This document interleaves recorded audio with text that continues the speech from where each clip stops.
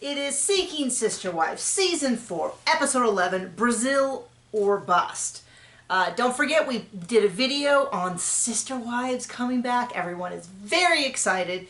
It's very clear what my audience is here for. So if you missed it, go to my page, go to recent uploads or whatever, and it should be the most recent one. But we still have this show. It looks like it's going to be at least 14 episodes and then hopefully a tell-all. And we're really grinding through these. Do you want to start with the Davises? That's Nick, April, Jennifer. Danielle wasn't in this episode. They're looking for a new house. This is one of my issues with every polygamous show that we watch, which is the way they introduce themselves to people in the most obscure manner. Rather than just saying, hey, we're polygamous, there's one man and multiple wives, they're always like walking up like, do-do-do-do, hey, we're bringing on another wife. And then the guy's always like, I don't know what that means. Because he even said, I thought it was like maybe one of them was a sister, like a couple with a sister who was also coming along. But it always has to be this really like, I don't know, like nudge, nudge, wink, wink, or nudge, nudge, wink, wink, kind of like. See how uncomfortable we can make this person? Yeah, it's always like that. And I know that the part of this is for the show, because they want it on camera. I get that. Like I said, I've said to me repeatedly, we worked on a reality show. It wouldn't be very good if all of the juicy parts happened off screen, and then they came on and they're like, well, I knew this ahead of time. You know, it'd be the same thing with the translator, with but they always say it like their undercover boss revealing who they are. Actually, I'm the CEO of the company. It's always like, and I'm a polygamist, and we need a big bed. And like they go through this house. It seems like a fine house. And then it's like, oh, this master bedroom is not big enough. This bedroom is not big enough. We need a huge bed. We need a 12-foot wide bed, which I think is roughly, is basically two kings next to each other. I don't know. But first of all, I'm just like, she's like, it needs to fit 5 people. I'm like, okay.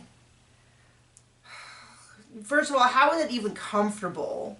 Like, I have to get up every single night to pee, basically. So now I'm going to crawl over 2 other people to try to make my way out of the labyrinth of bodies.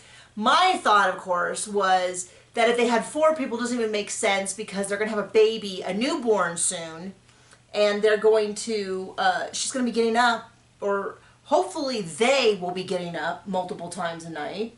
That was the one bit of advice my therapist... He's got research to do. Got research, I know.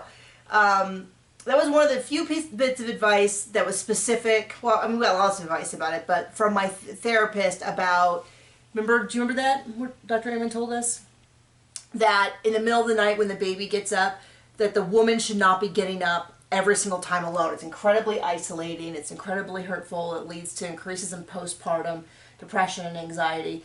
And that you should get up with me as often as you needed to in order so that this was an experience we had together. So we would do that. He would get up a lot of times with me, especially in the beginning. Oh my gosh, the little baby. We couldn't get him to add weight, so it was a whole production. And I would breastfeed, and then I would pump, and then you would burp the baby, change him, whatever, put him back to sleep. And then we did that for a while. And then when you were back at work, we would kind of switch off. Like he might get one night where he would sleep all the way through, but he would usually get up at least once with me or check in with me so that I wasn't just alone at night with this person that I just met. And neither one of us really know what's happening. So anyway, my point being that it seems like having a whole bunch of people in a bed is like this great thought. But she's coming, the room needs to be bigger. And as soon as she was like, the room needs to be bigger, and she's talking to them, I'm like, please don't tell just say that we have more furniture than can fit in this room. Like, this is so like, I don't know why. I think maybe I'm just all polygamied out, because I'm just getting a little bit like, about everything. So the guy's kind of like, okay, I guess I can find some other houses that'll work better. Of course, my thought was, you got that 1,000, the room, it was 2,500 upstairs, and then like a finished basement for another 1,000. I was like, just turn that 1,000 down there into your little dungeon, which Basement wife. Basement wife, basement wives, basement family, which reminded us of we had a house that we rented out for a very short period of time. And kept getting like, oh no, that's not a good day when we wanted to have the realtor come through by the place. It's like, well, dude, pick a day because we have to show this house because it was like we gotta sell this thing. We need this money desperately, and we had someone that we kind of knew from the town staying there, and so John finally pushed me. He's like, the realtor has to get in at some point. Well, sorry, I just got a sex dungeon. I was like, I don't care what you got up there, just clean it up and like they're coming through. Do whatever you need to do to make that happen. He converted one of the rooms into a playroom. I don't know, did he call it a dungeon? He called it a sex dungeon. Okay. More than we needed to know about him.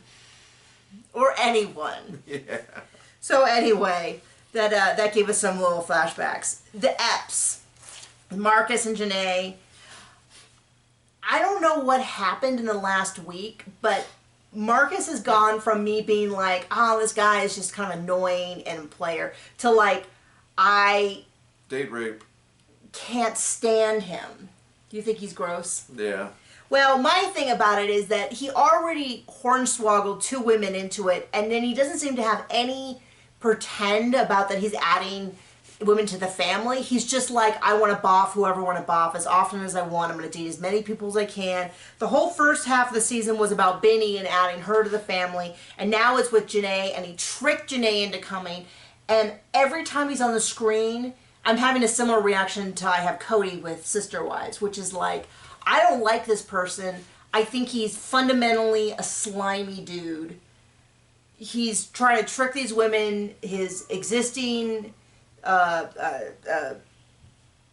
believe it's Terran. Or is it India? I think it's India.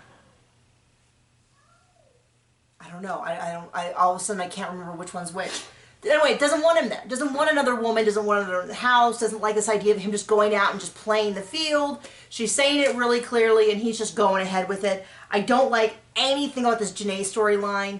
Very seldom, when I watch reality shows, what they show me is what I experience. And I don't really spend a lot of time, like a lot of people will be like, you're so dumb for recapping these shows. They're all fake. Well, I talk about fiction books too. So, yeah, it's fake, but I'm going to watch and talk about what's on the show, what they present to me. But, so very rarely am I like, oh, this is fake. But I really hope this is fake because I hate everything about this Janae storyline.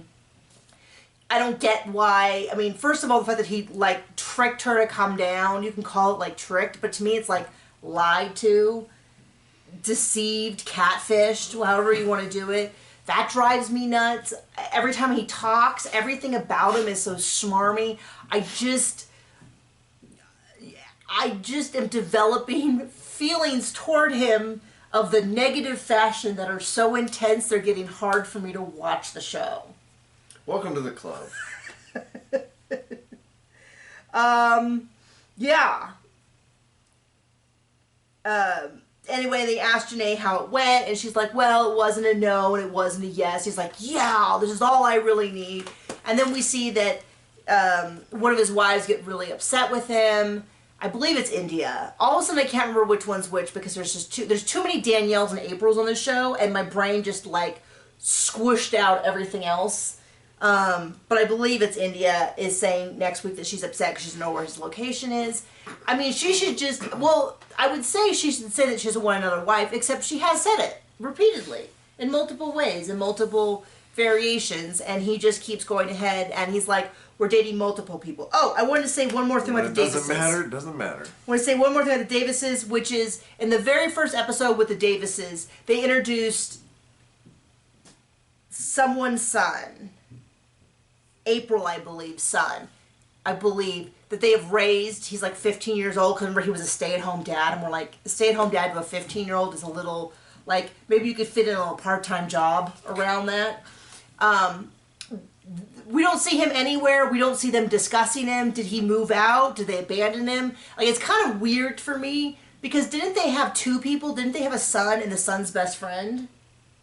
Or am I getting my seasons confused? I don't know. Remember, because there was a son, and they were like, "Well, do you want us to date someone else?" And the son's friend was like, "Mom," and I'm like, "Yeah, because last in, first out. Yeah. If there's a space issue." So I don't know whether they like moved. They were like, "Whatever, we're going someplace else." I don't know what happened to them, but all of a sudden they're talking about they need 4 bed. Like it's not making the son just disappeared, and that kind of bothers me. I want to be like, is he okay? Is your weird sex life? Is it the wrong family? Am I thinking of the Epps? I don't know because I haven't seen this kid in forever. He just disappeared. I don't know which family he's even with. But I thought one of them. Okay, I've completely jumped the shark. I guess tell me in the comments what I screwed up because people always do. That's fine. I don't have too big an ego to be corrected. Joneses. Sidian and Ariel, I want to tell you that if you watch with subtitles, they really did. In the very opening scene, when Ariel or Ariel, however they pronounce it, is laying across him, and she murmurs like "Good morning" or something, they subtitle it as Tasha says quietly. And I was like, "What is that?" And I rewound. And anyway, that's my big discovery. Woohoo! So they're cuddling bed. It's the last day. He has so many bracelets on his arm.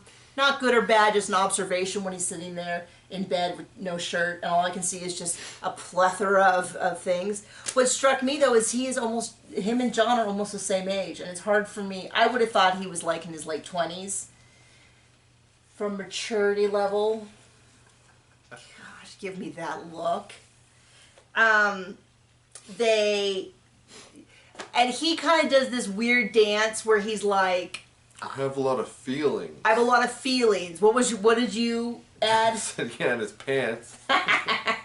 a lot of horny feelings in your pants is how you worded it. And then you got mad because I missed it. And you're saying, if you're going to make me watch this show, you need to listen to me when I say something funny.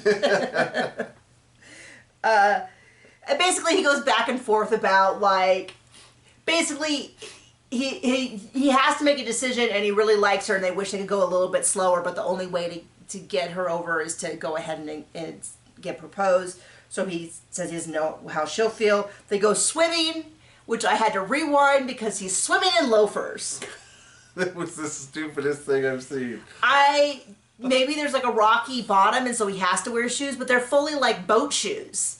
Like they're boat shoes. I'm like, that's for being in the boat, not in the water. Right. Like with the little bow that goes on the end. And I was like, hold on. And I rewound. I'm like, John, you got to watch this because he's like looking at his phone. John, you got to see this. And I just wait. And all of a sudden it's like, he's like, what is that? It's so stupid. She's wearing like Tevas, which is why I think maybe there's some reason they have to wear shoes. But I was a little bit like, they look like leather shoes. Yeah, they were. And I was like, he's going home today. Is he gonna leave them? Is he gonna? The stuff that concerns me is not necessarily what I think TLC thinks we're gonna be concerned with. Because I was like, why is he in boat shoes? And they show him like walking down the pier. It's like squish, squish, squish, squish, squish, squish, squish.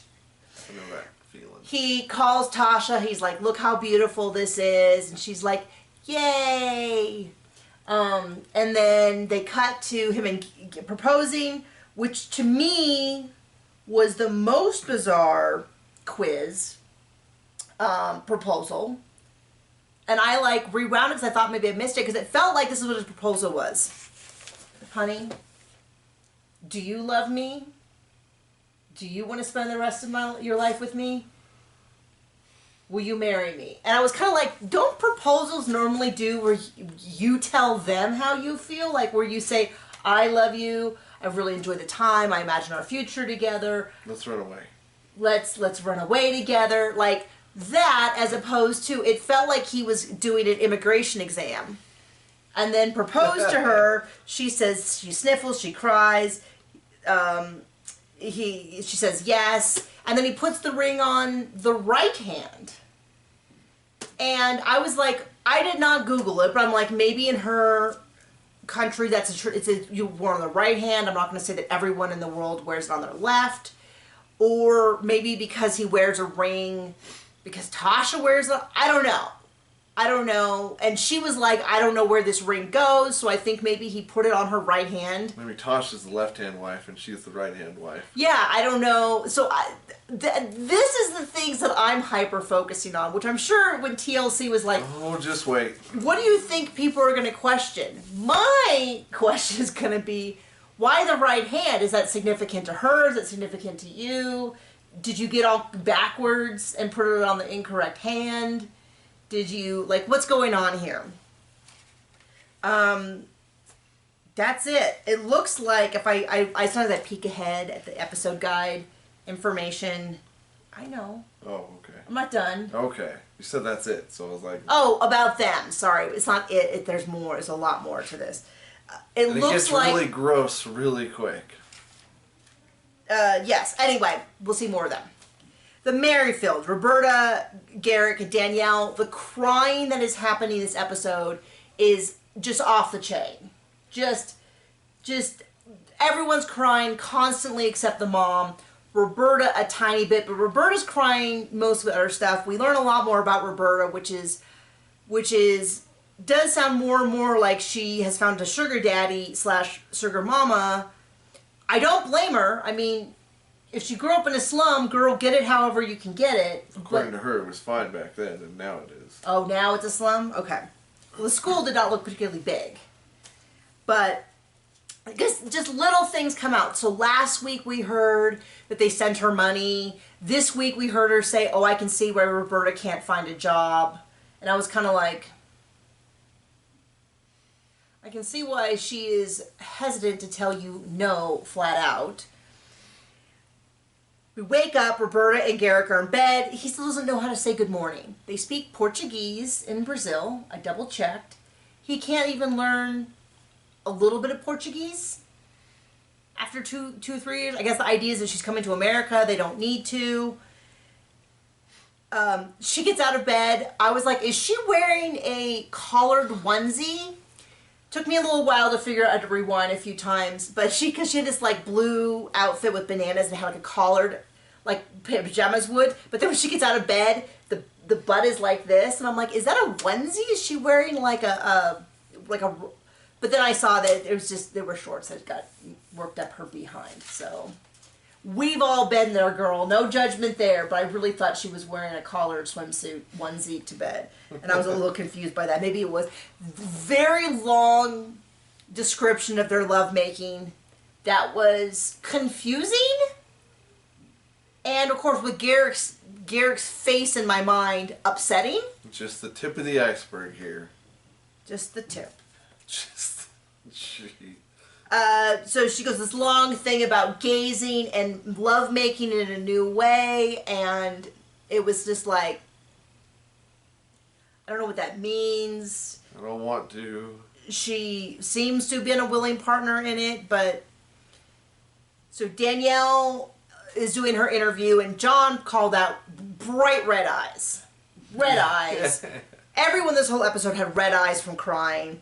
Bert goes over into her room. They're sniffling and snoring. Danielle says, well, we've all kind of, that she doesn't think Bert's going to come. It's been really upsetting to her.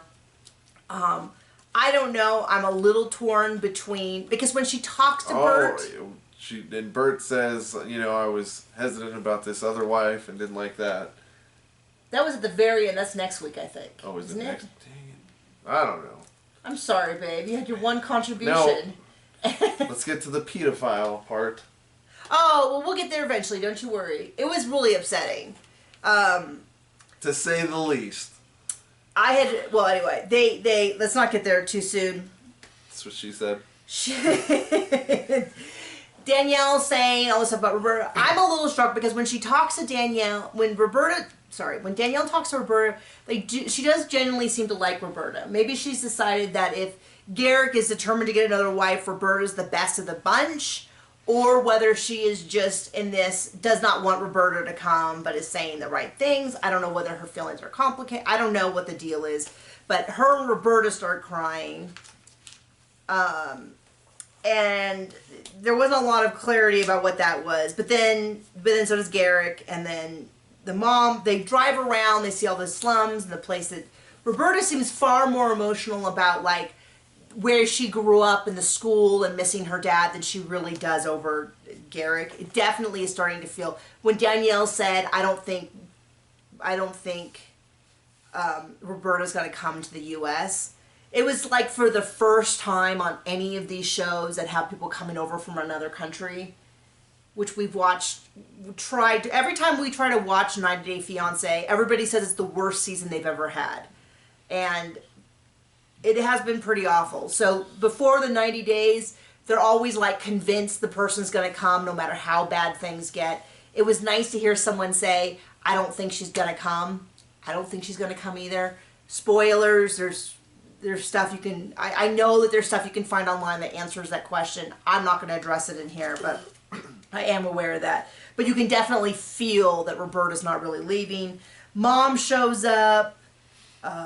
This is where it gets gross. Mom, very difficult to follow Mom's conversation because TLC put a giant promo for a show we won't be watching right over her subtitles. And she doesn't speak English. And it's all, and we couldn't have that handy dandy translator just tell us what she was saying. They just put it right there, put the advertisements. I'm sure it's called a 90 Day Fiancé. The Seeking Sister Wife producers were livid. Like, you could have put it anywhere in the show. You couldn't have double checked that there wasn't vital. The whole hinge. Mama Bert doesn't seem. She says lots of nice things to them, but she doesn't really seem. I think there's a part of her that knows that Roberta's not actually leaving, so she can just be nice to these people that are giving her money. Right. This is very much like the conversation you have with your boss when you don't really like your boss. But you're like, yeah, no, the company's great. Oh, love the new snack bar. Love it. Yeah, very excited for the team building. And you're like, all of this is directly tied to that money. You know, if it's not for the money, you know, and you're already looking to put in you're looking for another job, but you're still being polite. I don't know, I've never quit a job, really. And then I knew this was coming, and I could see it on the subtitles, and so I just watched John when she said she's worried about Roberta, and he says, I love her like a son or a daughter. Somebody call CPS on this fucker, because that's John. Gross. Sorry. Watch your language. We're going to get demonetized. Seriously, though. No, it's very, very upsetting. A correct response, just maybe not on the video, but correct response, because I was like, if he was trying to speak Portuguese, then at least we could say that he had an error in translation, but that dude was speaking English. Very upsetting. I don't know what goes on in his house, and by that, I don't want to. Yeah, it's gonna love her like a son or daughter? I mean, how about like as a wife? Which is what, the whole thing, terribly, terribly upsetting. Sir cries a lot, gets worse every week. It is so upsetting. But I've noticed, so when we saw Bert last time in Mexico, she was all this blubbering mess, and now it looks like the next episode she's gonna get into, well, this seems to be a pattern that we see over and over and over again. The second wife gets brought in, thinks this is so special and amazing, believe it's all perfect, until they bring on the third wife, and then they understand how their needs are not being met because they're courting someone else, blah, blah, blah, blah, and then that wife takes off. And it's happened on the show repeatedly, and usually in the sense of, well, we used to have another, but then she left. It's usually the first that leaves. And then they bring in, then it's just 2 and 3, and then 2 leaves, then they bring in 3 and 4, and it's like, you know, he might as well be monogamous and just whenever he needs a break, just switch it up. Okay? That's that. That's that. See you later.